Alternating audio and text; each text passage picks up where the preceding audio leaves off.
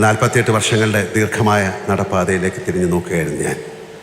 Cinema എന്ന സങ്കീർണ കലാരൂപത്തെക്കുറിച്ച് യാതൊന്നും അറിയാതെ ഈ നഗരത്തിൻ്റെ വഴിയോരങ്ങളിൽ വെച്ച് ഞങ്ങൾ കുറച്ച് സുഹൃത്തുക്കൾ ഒരു സിനിമ എടുക്കാൻ ധൈര്യപ്പെട്ടു എന്നോർക്കുമ്പോൾ ഇപ്പോഴെനിക്ക് ഭയം തോന്നുന്നു.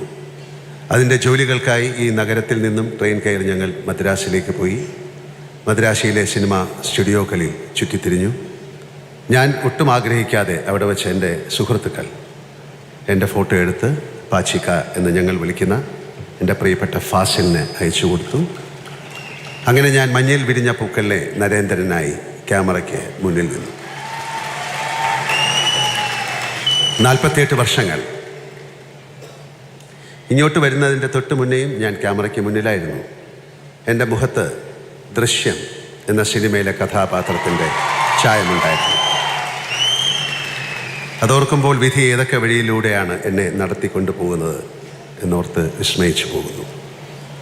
അഭിനയകാലത്തെ ഒരു മഹാനദിയായി സങ്കല്പിച്ചാൽ തീരത്തെ മരശിലയിൽ നിന്നും അതിലേക്ക് വീണ ഒരു ഇലയാണ് ഞാൻ. ഒഴുക്കിൽ മുങ്ങിപ്പോകുമ്പോഴെല്ലാം ആ ഇലയെ ഏതൊക്കെയോ കൈകൾ വന്ന് താങ്ങി. പ്രതിഭയുടെ കയ്യൊപ്പുള്ള കൈകളായിരുന്നു അവയെല്ലാം. വലിയ എഴുത്തുകാർ, സംവിധായകർ, നിർമ്മാതാക്കൾ, ഛായാഗ്രാഹകന്മാർ, എൻ്റെ മുഖത്ത് ചായം തേച്ചവർ, കഥാപാത്രങ്ങളിലേക്ക് വെളിച്ചമടിച്ചവർ. ശിക്ഷിതനായ ഞാൻ ചെയ്തതെല്ലാം മടുപ്പില്ലാതെ കണ്ടിരുന്ന എൻ്റെ പ്രിയപ്പെട്ട മലയാളികൾ.